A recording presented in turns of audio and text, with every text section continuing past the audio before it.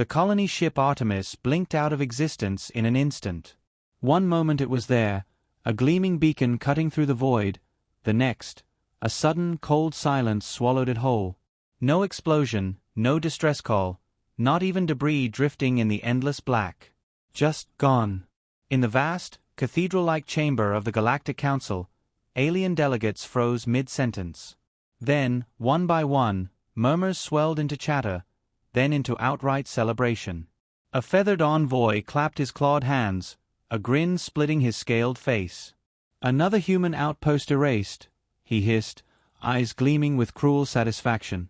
"Good riddance to those pesky Terrans." Across the hall, other alien representatives nodded, exchanging smirks and whispers. The humans, they believed, were weak, reckless, an annoyance that had overstayed their welcome. But in the shadows, near the polished obsidian floor, Captain Marcus Hale remained perfectly still, a faint smile tugging at the corner of his mouth. His black, minimalist uniform was unadorned but carried an unspoken weight of authority. He raised a hand, signaling calm, as he sipped his synth coffee, a bitter brew, much like the situation. A nearby aide whispered, "Captain, why no outrage? No desperate calls for revenge? The Artemis was lost, and no one on Earth can deny it." Hale's smile deepened, eyes glinting with a dangerous calm. "Because," he said softly, "some ghosts don't announce their presence with screams. They haunt in silence." A ripple passed through the council chamber, a subtle but unmistakable chill. Aliens shifted uneasily, their arrogance faltering just a fraction. For everyone present, the question hung heavy in the air. Why had the Artemis vanished? What had truly happened in the void where no human or alien eye could see? And more importantly, how would Earth respond? The chamber's cold blue lights flickered, casting long shadows over polished floors. Somewhere deep in the galaxy, unseen fleets stirred. And Captain Hale, with his polite smile and calm demeanor, was the ghost no one had dared confront. As murmurs grew into tense whispers, Hale took a slow breath, savoring the moment before the storm.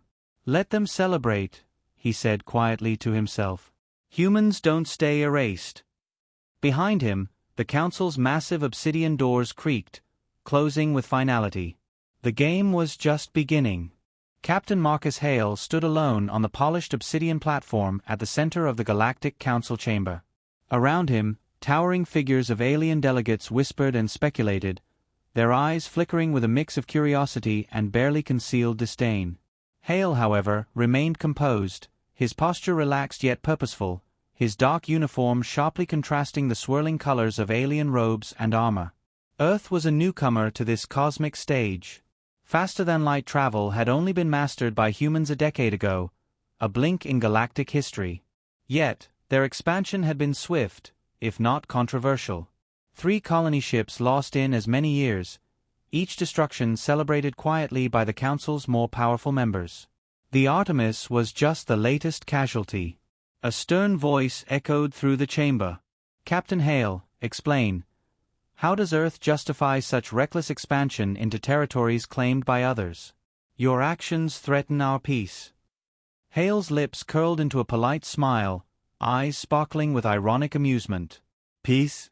Forgive me, but it appears the galaxy's peace is rather selective. Earth has been shunted aside like a child asking to join an exclusive club.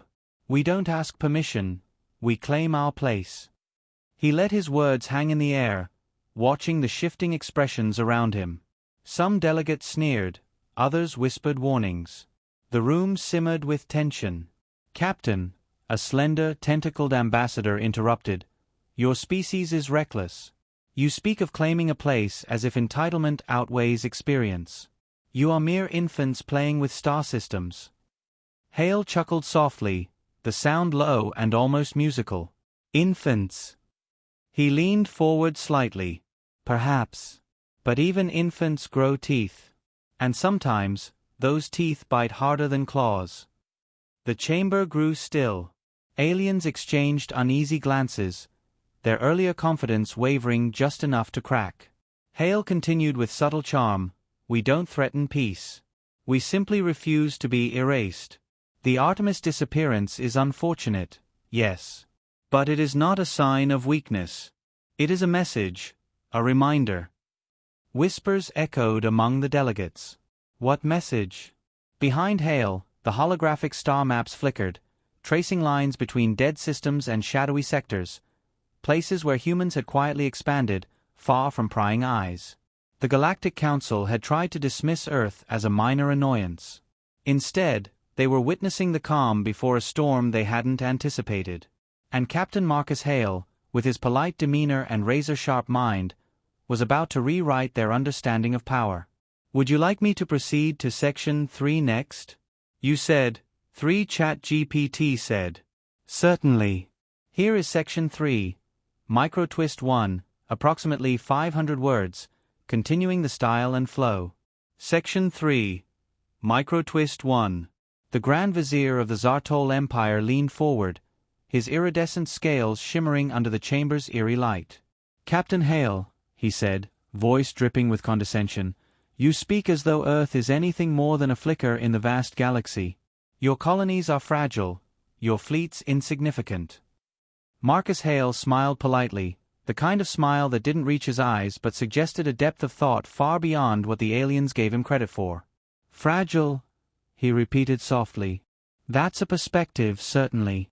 He took a measured sip from his cup before continuing, I find it fascinating how the galaxy judges strength. It often overlooks the most important element, intent. Murmurs rippled through the chamber as Hale's words hung in the air like smoke. The Zartol ambassador's expression flickered from confident disdain to subtle confusion. He wasn't used to this. Most humans either begged or raged, but Hale? Hale smiled while delivering a silent threat. Consider this, Hale said, voice smooth. A single spark can ignite a wildfire that consumes an entire forest. It's not the size of the flame that matters, but its reach, its persistence. The counselors shifted uneasily. A tall, four-armed ambassador from the Verkari Empire hissed, Are you suggesting humans are a threat? Hale's smile widened just a fraction. I suggest you stop underestimating what you don't understand. He glanced around the room, letting the weight of his words settle. The discussion took a strange turn as whispers spread. Suddenly, it wasn't just about a lost colony ship, it was about the implications behind it. What if the Artemis destruction wasn't a simple message of domination, but something far more strategic? Behind Hale's calm exterior, a quiet confidence pulsed, a deadly patience. The Council had banished Earth, tried to erase it from galactic memory. Yet here stood a man who didn't merely accept their verdict, he was here to rewrite it. The alien delegates, once brimming with certainty, began to exchange nervous glances. The smirks faded, uncertainty crept in. Captain, the Zartol Vizier finally muttered, your words are riddles wrapped in arrogance. Do you truly believe your species can endure this erasure? Hale's eyes gleamed.